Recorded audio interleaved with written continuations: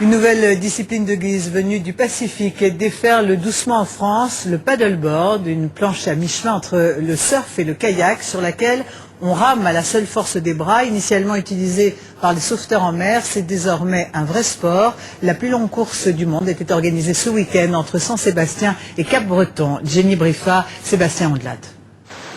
Dans la baie de Saint-Sébastien, encore endormis, ces rameurs de l'extrême s'apprêtent à se jeter à l'eau. Ils n'auront pas trop d'une journée pour rallier Cap-Breton. Dans 10 minutes, il faut que ça parte. 10 minutes. Parmi la soixantaine de participants, une équipe de novices, Sébastien, Bruno et Christophe, 3 amis maîtres nageurs. Nous, on travaille en piscine. Déjà, rien que de sentir l'air marin, ça nous fait du bien. Ça va nous faire du bien. 7h30, c'est parti pour 63 km de course. Vas-y, allez, rame! Sans pagaie ni gants, notre équipage espère rejoindre Cap-Breton en 10 heures, en se relayant toutes les 15 minutes. Grâce à moi, c'est le premier relais, franchement, j'apprécie, c'est un régal, Thomas, c'est un régal. Au bout de 5 relais, on en reparlera. Ces planches, c'est leur outil de travail. Grâce à elles, sur les plages, ils sauvent des baigneurs. On laisse une personne, une victime dessus, et on va tourner la planche et essayer de rentrer avec une vague.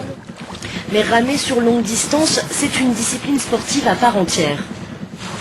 Bon, c'est bien, Bruno, là, on rentre, on est arrivé en France, là. Et à mi-course, plus de 10 km les séparent du premier, un Australien. On commence tous très jeunes en Australie. Dès les 5 ans, j'étais inscrit dans un club de sauvetage pour apprendre à ramer et à sauver les gens. En Australie, ils sont plus de 100 000 inscrits dans ce type de club.